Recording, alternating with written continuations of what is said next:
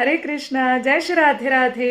ഇന്ന് നമ്മുടെ വീട്ടില് സമാധാനവും സന്തോഷവും ഐശ്വര്യവും എപ്പോഴും നിലനിൽക്കാൻ വേണ്ടി ചെയ്യേണ്ടുന്ന ഒരു കാര്യത്തെക്കുറിച്ചാണ് നിങ്ങൾക്ക് പറഞ്ഞു തരുന്നത്. ഇത് കർപ്പൂരമാണ്. ഈ കർപ്പൂരം എന്ന് പറയുന്നത് ഒരിക്കലും നമ്മുടെ വീട്ടില് തീരാൻ പാടില്ല.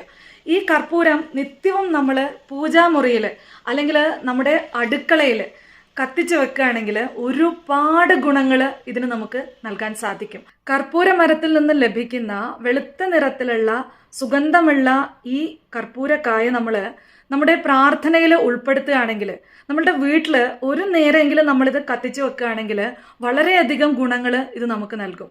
നമ്മളുടെ വീട്ടിലുണ്ടാകുന്ന നെഗറ്റീവ് ഊർജത്തെ പൂർണ്ണമായും ഇതിന് ഇല്ലാതാക്കാനുള്ള കഴിവുണ്ട്. കർപ്പൂരത്തിന്റെ ഗന്ധം നമ്മളുടെ ഉള്ളിലെത്തുമ്പോൾ തന്നെ നമുക്ക് വല്ലാത്തൊരു എനർജി ഫീൽ ചെയ്യും. അതുപോലെ തന്നെ നമുക്കൊരു ദൈവീകത ഫീൽ ചെയ്യും.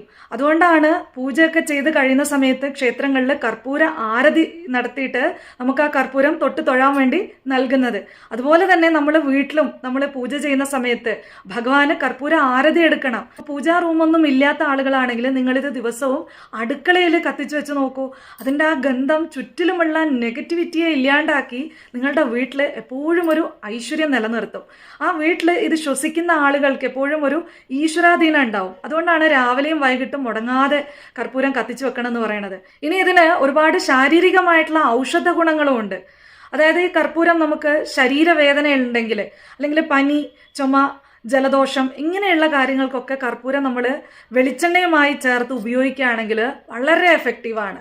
ഇപ്പം കുട്ടികൾക്കൊക്കെ ആണെങ്കിൽ ചെസ്റ്റിന് എപ്പോഴും കഫക്കെട്ട് ഉണ്ടാവും, അല്ലെങ്കിൽ ഗർഭിണികൾക്ക് കാലിന് വേദന ഉണ്ടാവും. ഇതിനൊക്കെ വെളിച്ചെണ്ണയിൽ കർപ്പൂരം ഇട്ട് തിളപ്പിച്ച് അതിനെ നമ്മൾ ആ വേദനയുള്ള സ്ഥലത്ത് പുരട്ടി കൊടുക്കുകയാണെങ്കിൽ, അല്ലെങ്കിൽ കഫമുള്ള സ്ഥലത്ത് പുരട്ടി വെക്കുകയാണെങ്കിൽ പെട്ടെന്ന് വ്യത്യാസം വരും.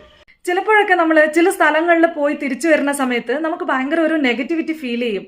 അല്ലാത്തൊരു മൂഡ് ഓഫ്, അല്ലെങ്കിൽ ദേഷ്യം, സങ്കടം എന്നൊക്കെ പറയുന്ന ഒരു ഇമോഷൻസ് ഇങ്ങനെ മാറി മാറി വരും. അപ്പം നമുക്ക് തോന്നും ഭയങ്കര ലോ ആയിട്ട് ഫീൽ ചെയ്യും.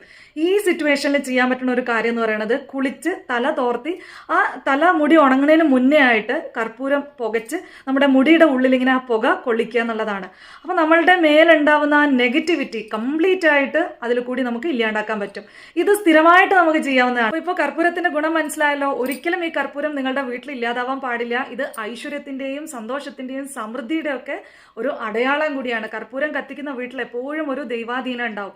ആ വീട്ടിൽ എപ്പോഴും മഹാലക്ഷ്മിയുടെ അനുഗ്രഹം ഉണ്ടാവും. സർവം ശ്രീ കൃഷ്ണാർപ്പണമസ്തു.